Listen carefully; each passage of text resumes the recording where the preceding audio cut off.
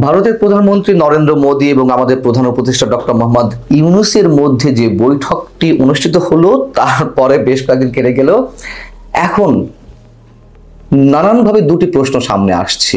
একটি হচ্ছে বাংলাদেশের বারবার আবেদনের পরেও যেখানে নরেন্দ্র মোদী কোনো ধরনের কোনো সাড়া দিচ্ছিলেন না বৈঠকের বিষয়ে প্রধান উপদেষ্টা ডক্টর মোহাম্মদ ইউনূসের সঙ্গে, সেখানে কার আঙুলের ইশারায় অথবা কোন তৃতীয় শক্তির প্রভাবে তিনি বৈঠকে বসলেন?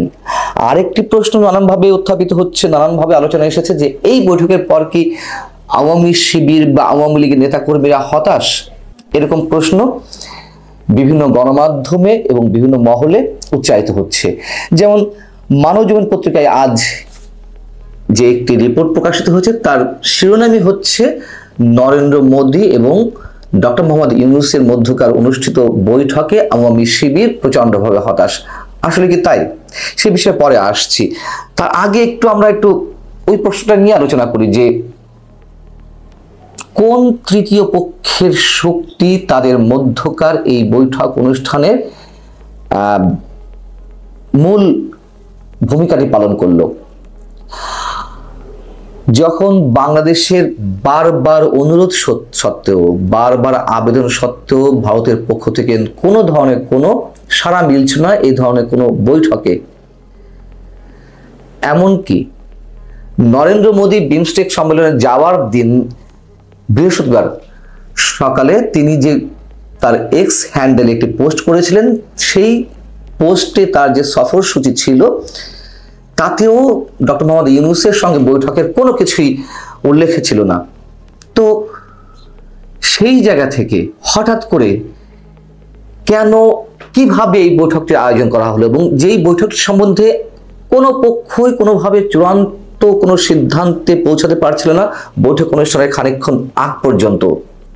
এবং যেটি শোনা যায় যে এই বৈঠক অনুষ্ঠানের পিছনে বাংলাদেশে নিযুক্ত ভারতের হাই কমিশনার প্রণয় ভার্মা অন্যতম ভূমিকা পালন করেছেন, যদিও সেটিও সবার কাছে খুব গ্রহণযোগ্য কোনো কিছু না। প্রণয় ভার্মা কি বলেছিলেন ভারতের পররাষ্ট্র মন্ত্রণালয়ের কাছে অথবা ভারতের সরকারের উচ্চ কর্তৃপক্ষের কাছে যে এই বৈঠকটি অনুষ্ঠিত হওয়া প্রয়োজন, যেখানে বাংলাদেশ সরকার পক্ষ থেকে বারবার আবেদন জানানো হচ্ছে সেখানে অল্প সময়ের জন্য একটা বৈঠক অনুষ্ঠিত হোক, নইলে কি হতে পারে পাকিস্তানের মতন হতে পারে, পাকিস্তানের মতন পরিবেশ সৃষ্টি হতে পারে।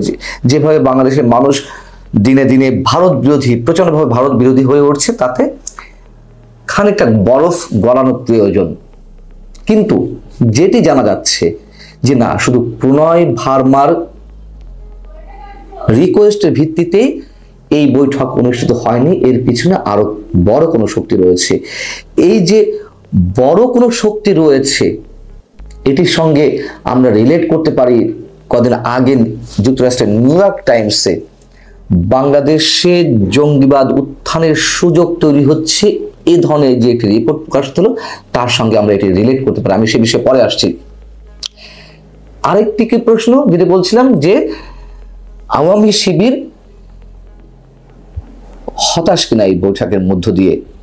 আসলে এই বৈঠকে যেসব বিষয় আলোচনার টপিক হিসেবে এসেছে তার কোনোটারই কি কোনো সুষ্ঠু সমাধান হয়েছে, নাকি শুধুমাত্র বাংলাদেশ পক্ষ থেকে বিশেষ কিছু বিষয় উত্থাপন করা হয়েছে, ভারতের পক্ষ থেকে বিশেষ কিছু বিষয় উত্থাপন করা হচ্ছে, এবং যেখানে আমাদের প্রধান উপদেষ্টা doctor Mohammad Yunus seven sisters নিয়ে ভারতের দৃষ্টিতে খুব আপত্তিজনক মন্তব্য করলেন চীন সফরের সময়, সেই বিষয়টি নিয়ে তারা সতর্ক করলেন।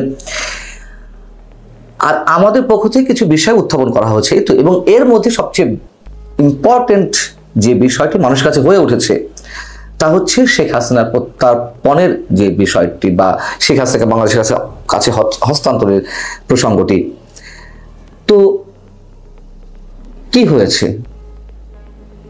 আওয়ামী শিবির হতাশ কিংবা উজ্জীবিত হওয়ার মতন কোনটি আসলে আমাদের সামনে উদাহরণ হিসেবে দাঁড়াচ্ছে? কালের কণ্ঠে, বাংলাদেশের পত্রিকা কালের কণ্ঠে আজ একটি কার্টুন প্রকাশিত হয়েছে। সেখানে দেখা যাচ্ছে যে নরেন্দ্র মোদী একটি চিঠি পড়ছেন যেখানে লেখা রয়েছে যে শেখ হাসিনাকে ফেরত দেওয়া হোক, আর পেছন থেকে শেখ হাসিনা উকি মেরে বলছেন যে আবহাওয়া এখন কেমন, টুক করে ঢোকা যাবে তো। এই কার্টুনটি আমার কাছে চমৎকার লেগেছে, চমৎকার। দুদিক থেকে এটি বিশ্লেষণ করা যেতে পারে।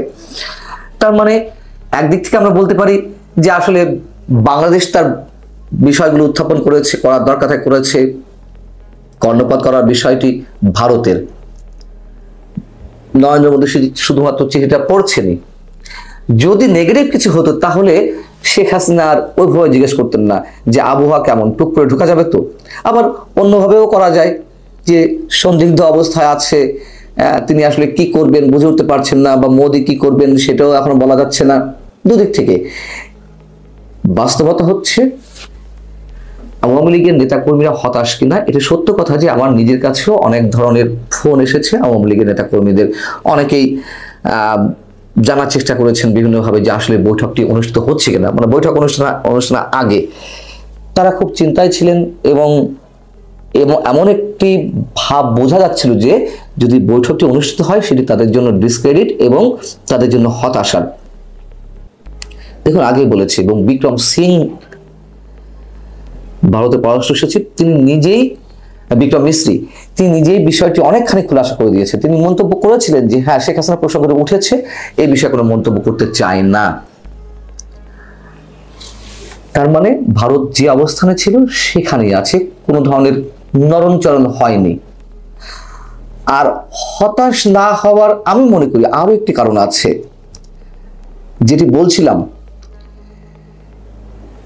নিউ ইয়র্ক টাইমসে বাংলাদেশের চরমপন্থা বা জঙ্গিবাদ সম্পর্কে যে রিপোর্টটি প্রকাশিত হয়েছে, এটি যদিও বাংলাদেশের অন্তর্বর্তী সরকারের পক্ষ থেকে প্রত্যাখ্যান করা হয়েছে, কিন্তু আমাদের একটু মনে রাখা দরকার বিষয়টি সরকারের পক্ষ থেকে উড়িয়ে দেওয়া হলেও এই মুহূর্তে এসে এমন একটি রিপোর্ট বিশ্বের অন্যতম প্রভাবশালী এবং যুক্তরাষ্ট্রের এই নিউ ইয়র্ক টাইমসের মতো পত্রিকাতে কেন প্রতিবেদন আকারে আসবে? ভারত কিন্তু নির্বাচনের কথা উল্লেখ করেছে ওই বৈঠকে, এবং ইনক্লুসিভ নির্বাচনের কথা উল্লেখ করেছে। এবং আমাদের প্রধান উপদেষ্টার প্রেস সচিব মিস্টার শফিকুল আলম যে বয়ানগুলো দিচ্ছেন, যে বক্তব্যগুলো দিচ্ছেন, সেটির সত্যতা নিয়ে প্রশ্ন উঠতে পারে। ভারতের গণমাধ্যম এ নিয়ে নানান ধরনের প্রতিক্রিয়া জানাচ্ছে। সব মিলিয়ে ভারত যে বাংলাদেশের আহ্বানে, যে কটি আহ্বান বা যে কটি আবেদন জানিয়েছে, তাতে খুব পজিটিভ কোনো সাড়া দিয়েছে এ কথা বলা যাবে না।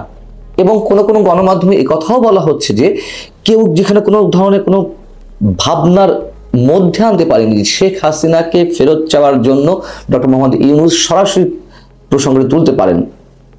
এর আগে যে চিঠিপত্র দেওয়া হয়েছে, নানানভাবে জানান দেওয়া হয়েছে ভারতের কাছে শেখ হাসিনা প্রসঙ্গে, ওই পর্যন্তই যথেষ্ট। এরপরে ডক্টর মোহাম্মদ ইউনূস যে আলোচনায় বসে সরাসরি নরেন্দ্র মোদীর সামনে এই বিষয়টি তুলবেন, এটি ধারণার বাইরে ছিল। কেন এই কথা বলে ডক্টর মোহাম্মদ ইউনূসকে ছোট করা হচ্ছে কেন?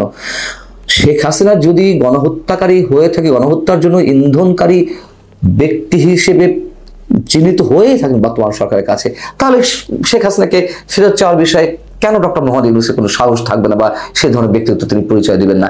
এই ধরনের কথা যারা বলছেন তারাও ডক্টর মোহাম্মদ ইউনূসকে ছোট করছেন। সব মিলিয়ে পারেন। তো সেই সব জায়গা থেকে তো অনেক কিছু খোলাসা হয়েছে। অতএব এই জায়গাটা যেমন আমার কাছে মনে হচ্ছে যে হতাশা কিছু নেই, আরেকটি হচ্ছে কিছু একটা ঘটছে। ভারত যেখানে খোলাখুলি অংশগ্রহণমূলক নির্বাচনের কথা বলেছে আমাদের প্রধান উপদেষ্টার সামনে, নিউ ইয়র্ক টাইমসের প্রতিবেদন, এবং এই যে বৈঠকটি কার